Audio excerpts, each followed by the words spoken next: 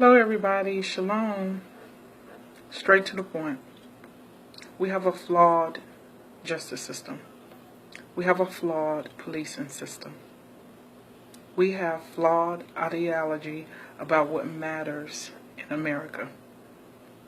So the emotions are there. However, they are sustained within me now. So I can put forth some recommendations. Don't reinvent the wheel, guys. The current administration, the commander-in-chief of our nation, last year put together a task force to come up with recommendations for police departments around the country.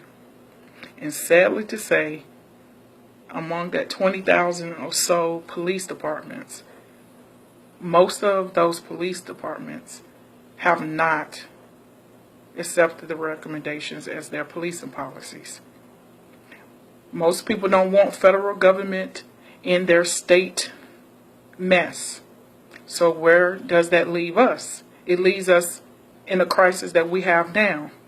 Unchecked people who police the community. Everything needs balance and order.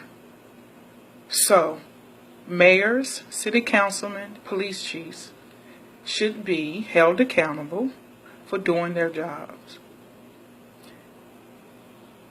Get them by your individual phone call or showing up at the meetings, or by the masses, to implement the recommendation that are out there now that were developed by police officers and people that have expertise in policing communities. Some of these recommendations includes cultural sensitive training, de-escalation training, community policing policies, all of which are important and could help stop these irrational killings from police people while they are policing the community.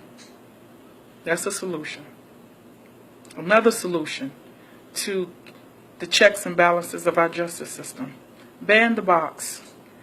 If you paid your time, if you paid your restitution, your fees, which is a whole nother issue, a person who paid their debts to society should not have to wear that black scar the rest of their lives. Ban the box off of housing and job opportunities for ex-offenders. Raise the age in North Carolina of from 16 and 17-year-olds being able to be charged with a felony.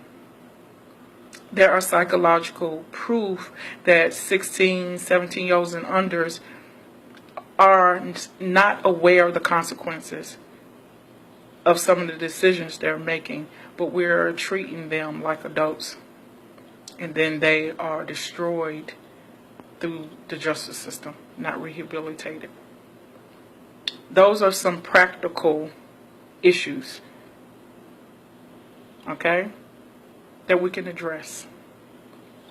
However, there's some human issues that we also need to address. And though my heart is so heavy, still healing from injustices towards my family and still healing for the passing of my only sister, I can only draw from what my sister's legacy left to me, and was imparted to me in her darkest hour. I shared and honored her at her homegoing service, and I didn't know then, but when I penned it, along with identifying a song of healing for us, Withholding Nothing, as I played that and listened to that, words came to me, and I began to write them down and honor my sister with these reflections. And I want to address our human condition with these words, and I'm going to share them with you, because I realized it wasn't just for the family and the people who came to honor her. Now I realize that God deposits light within us in our darkest hour to reflect on and to use it as a point of reference to get through tragedies like this. It's called living water. Living water is described as a powerful, sustaining, energetic, and essential element. Its ability to flow from and through to a vessel characterized its divine nature. Living water restores, it replenishes, and it repels. It's God's design for it to change whatever and whomever it touches. Living water protects, it covers. From the depths of your belly, if you are a believer, is living water. It can flow from you just like it flowed from my sister. As a bottomless well with continuous capacity to hold and make this vital substance available to yourself when it's needed, it can also make itself available when others need it, because you can contain it. It sustained my sister, it can sustain you, and it's sustaining me while you can replenish others around you who needs it. Wherever my sister went, she wanted to restore hope, faith, relationships, joy, and love, and more importantly, restore people with their Christ identity, meaning salvation. The living water she freely gave others is because she was given that living water in her darkest hour when she was lost. She knew the power of drinking from living water. It transferred her life, and she went back to it and drank from it every time she needed to get through everything in her life, including death. She never claimed the infirmity. She never accepted defeat. She drank the living water that was within her. And we knew what it was in the darkest hour when my sister was leaving us, that it was something supernatural flowing from her.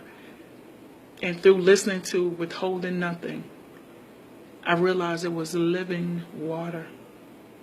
Hallelujah. In the midst of our tears, our pain, our questions, our complaining, and our murmurings right now about the injustices and the tragedies, including the police deaths, they put their lives on the line for us. But in the middle of this, I can hear my sister say, drink. And I'm saying to you, drink. Drink the living water that God has put within you to get you through thirsty times, dark times. Drink until your hope and faith are replenished. Drink until you healed and whole. Drink until you understand instead of trying to be understood. Drink until you can put aside your differences. Drink until you can love again. Drink until you can have empathy. Drink until you have power to make a change. Drink from this living water.